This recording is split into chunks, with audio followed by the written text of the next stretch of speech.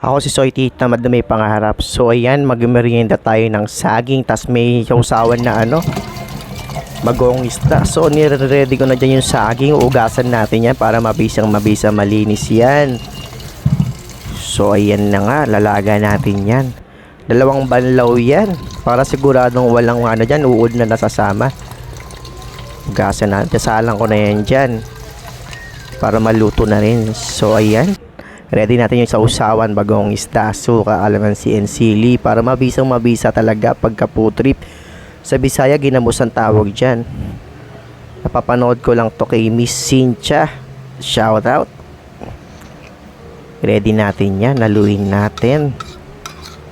Gugutumin kayo sa mga video ko. Kaya i-follow nyo po ang aking account. Ako si Soy T. Ayan na nga, paluto na ngayon sa aking nanilaga. By the way guys, huwag niyo kalimutan guys manood lang yung mga video. Titikman natin yan sa aking yung mabisang sausawan natin na sobrang hangang. So ayan, balatan natin yung saging dyan. Titimusan natin yan, garni ang pagbalat sa saging. Yan, tusok natin sa tinidor. Dahil mainit yan. Sasawsaw natin.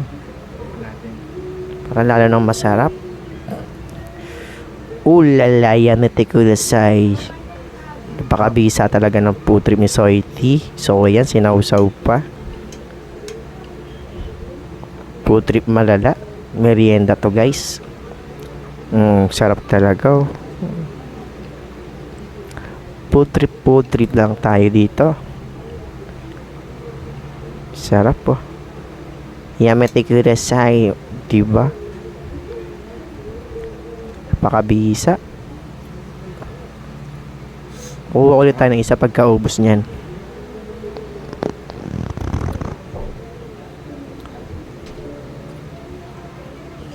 Sarap.